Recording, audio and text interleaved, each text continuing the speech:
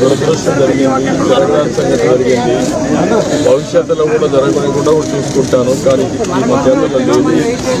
అందుకే మీ అందరికీ ఒక్కొక్కరికి ₹1 కోటి ఆర్థిక సాయం చేసి మీ పిల్లలు కూడా చదివించే బాధ్యత, మిమ్మల్ని ఆదుకునే బాధ్యతను తీసుకుంటా.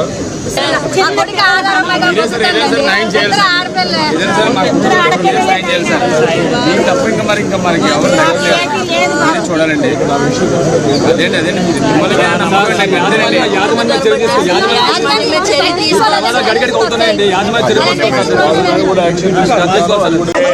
అందరికీ నమస్కారాలు.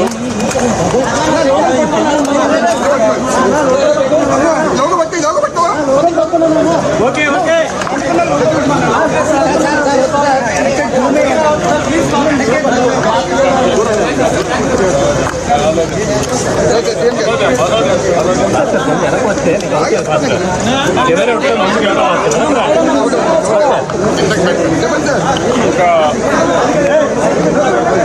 నిన్న ఫార్మా సిటీలో జరిగింది ఒక దురదృష్టకరమైన సంఘటన.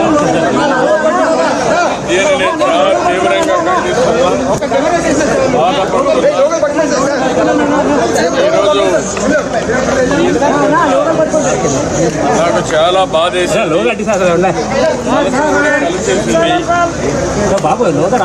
ఏదైతే ఈ ప్రభుత్వం అన్ని జాగ్రత్తలు తీసుకొని గడచిన ప్రభుత్వం చేసిన వ్యవస్థల్ని సర్వనాశనం చేశారు.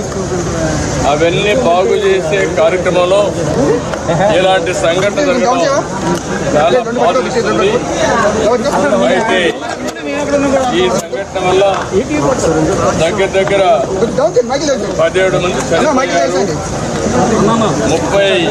36 మంది దెబ్బలు తగిలాయి, 10 మందికి మేజర్ దెబ్బలు ఉన్నాయి, 26 మందికి మైనర్ అయినాయి. ఇప్పుడే అందరినీ కలిసి వాళ్ళతో మాట్లాడాను. ఇంకో పక్క 57 మందికి బల్స్ కూడా ఉన్నాయి. 57 ఒక అతనైతే 57% మంది చాలా ధైర్యంగా ఉన్నాడు. నేను డాక్టర్ పర్వాలేదు,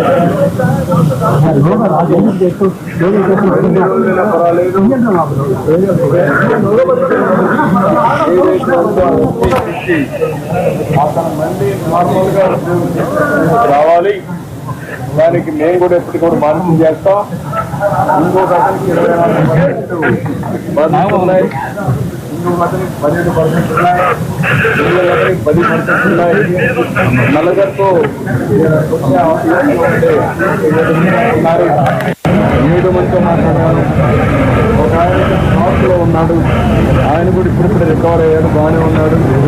అందరితో మాట్లాడిన తర్వాత డాక్టర్తో కూడా పరీక్షలు ఆదేశాలు ఇచ్చారు. ఎట్టి పరీక్షలో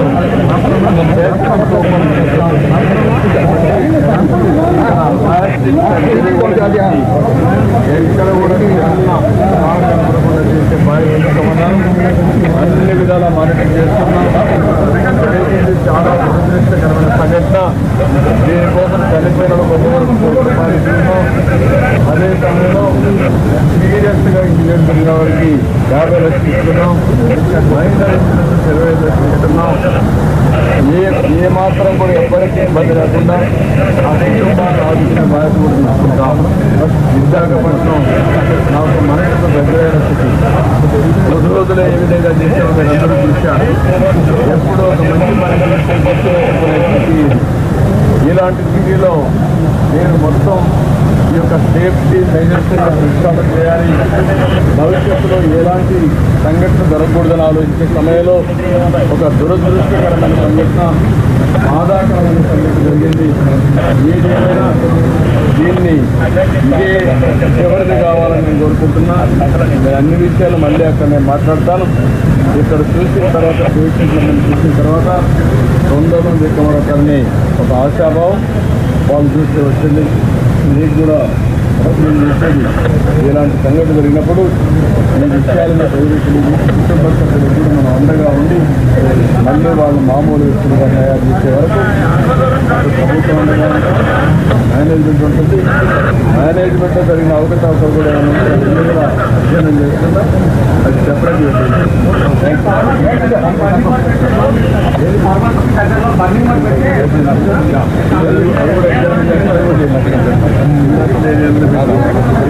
ఏం చేయాలో